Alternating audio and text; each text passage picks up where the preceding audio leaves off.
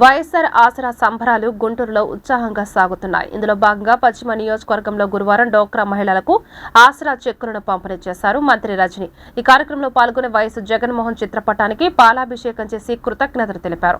పేద మహిళల ఆర్థిక అభివృద్ధికి సీఎం జగన్ ప్రత్యేక కృషి చేశాడని మంత్రి రజని వెల్లడించారు. రానున్న ఎన్నికల్లో మహిళలందరూ వైఎస్ఆర్సీపీ పార్టీకి అండగా ఉండాలని తెలిపారు. గౌరవ ముఖ్యమంత్రి వర్యులు శ్రీ వైఎస్ జగన్మోహన్ రెడ్డి గారి నాయకత్వంలో మనం చూస్తూ ఉన్నాము. మన జగనన్నని మనం ముఖ్యమంత్రి చేసుకున్న దగ్గర నుంచి మరి 4.5 సంవత్సరాల పాలనలో మరి ఎప్పటికప్పుడు కూడా మనకు అనేక సంక్షేమ పథకాల ద్వారా మనకి ఇస్తున్నటువంటి లబ్ధి, అలాగే ఈ రాష్ట్రంలో పెద్ద ఎత్తున అమలు చేస్తున్నటువంటి సంక్షేమ పథకాలు ఒకవైపున మన ముఖ్యమంత్రి గారి హయాంలో మరి మనకు జరుగుతున్నటువంటి అభివృద్ధిని మీ అందరూ కూడా గ్రహించే ఉంటారు.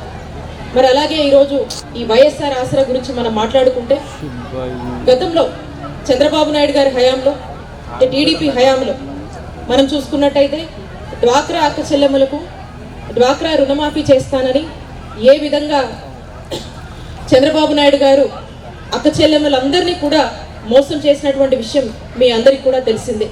పసుపు కుంకుమ అని చెప్పి ఆ పేరుతో మరి ఏదో ఒక హడావిడి చేసి మరి ఏ విధంగా కూడా అప్పటిదాకా ఉన్నప్పుడు ఏమీ చేయలేదు. ఆ చివరిలో ఎన్నికలకు పోయే ముందు ఏదో తూతూ మంత్రంగా అక్క చెల్లెమ్మలు మోసం చేసేందుకు తీసుకువచ్చినటువంటి ఒక ఆలోచన ఏ విధంగా మరి మోసం చేశారు, అది కూడా ఏ విధంగా అన్యాయం చేశారో మీ అందరికి కూడా తెలుసు, నేను ప్రత్యేకంగా చెప్పనవసరం లేదు.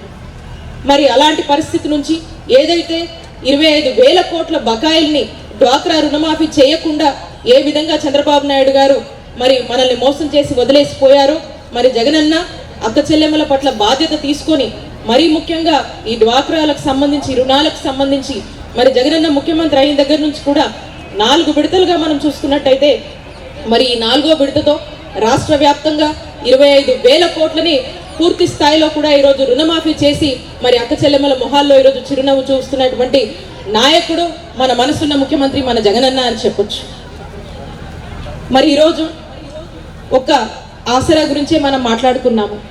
ఈరోజు చూసినట్టయితే రాష్ట్ర వ్యాప్తంగా మనం తీసుకున్నట్టయితే మరి ఈరోజు ఏ మహిళని రాష్ట్రంలో ఏ మూలకి ఏ జిల్లాకి వెళ్ళి మనం అడిగినా కూడా ఈరోజు అక్క చెల్లెమ్మలు వాళ్ళ పరిస్థితుల్ని వాళ్ళ కష్టాలని ఈరోజు నిలదొక్కుని సంతోషంగా వాళ్ళ కుటుంబంలో తలెత్తుకొని ఉన్నారంటే ఈరోజు ఆ ధైర్యం ఏంటి అని కనుక మనం అడుగుతుంటే కన్నీళ్లు పెట్టుకుంటున్నటువంటి ఒక అక్క చెల్లెమ్మలు మనం తట్టి మనం అడిగితే ఈరోజు జగనన్న దయ వల్ల నాకు పలానా లబ్ధి వస్తుంది, దాని ఇంట్లో వల్ల దాని దయ వల్ల ఈరోజు నేను పిల్లల్ని చదివించుకోగలుగుతున్నాను, ఇదిగో నాకు ఇల్లు వచ్చింది, దీని ద్వారా నా కుటుంబంలో ఈరోజు నేను తలెత్తుకోగలుగుతున్నాను, నా కష్టాల నుంచి ఈరోజు నేను నిలబడగలుగుతున్నాను, దానికి కారణం జగనన్నమ్మ, జగనన్న 10 కాలాల పాటు చల్లగా ఉండాలని ఈరోజు రాష్ట్రంలోని ప్రతి అక్క కూడా గర్వంగా ధైర్యంగా చెప్పేటువంటి పరిస్థితి ఈరోజు జగనన్న ప్రభుత్వంలో నెలకొంది అని చెప్పి ఒక మహిళగా నేను కూడా గర్వంగా చెప్పగలుగుతా ఉన్నాను.